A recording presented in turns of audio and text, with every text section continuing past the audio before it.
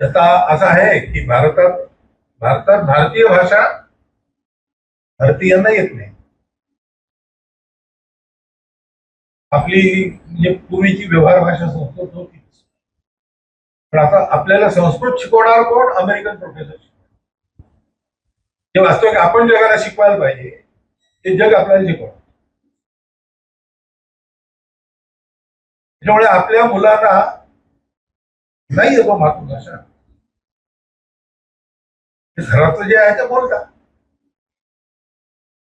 Mummy मला rice नको असं म्हणतात. आधी आधी शब्द सुद्धा माहीत नसतात. काय नाही. इंग्रजी मीडियम हे कारण असत नाही. आपल्या घरामध्ये आपण मातृभाषेचा उच्चार नीट केला तर समजतं, पण येते सुद्धा आपण जर करत नाही. ते काय कारण असेल? पण संत मंडळीला नेहमी लोककल्याणाची तळमळ लागली असते.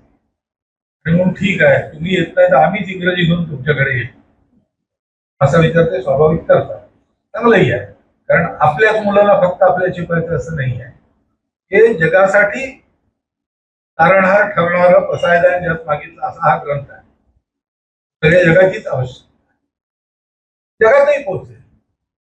फक्त अडचण अशी आहे की त्या इंग्रजी भाषेमध्ये त्या आपल्या कल्पना व्यक्त करणारे शब्द नाही. तुम्ही जिथे ज्ञानेश्वरांनी एक शब्द वापरला तिथे 10 शब्द टाकावे लागतात आणि तरी समजतं की नाही सांगता येत. कल्पवृक्षाला काय म्हणणार इंग्रजी? चेतना चिंतामणीचे गाव. चिंतामणी कसं ट्रान्सलेट करणार? त्या कल्पना तिकडे नाही. धर्म हा शब्दच. विश्व स्वधर्म सूर्य पाहू, धर्माला शब्दच नाही तिकडे. रिलीजन म्हणतात, पण ते तो संप्रदाय आहे, पूजा पद्धती आहे. पण ही अडचण सुद्धा आम्ही पाहिलं, म्हणजे 2 शब्द पाहिले चिंतामणी आहे. त्याच्यात माझ्या लक्षात आलं, त्याचं वर्णन करण्याचा प्रयत्न केलेला आहे.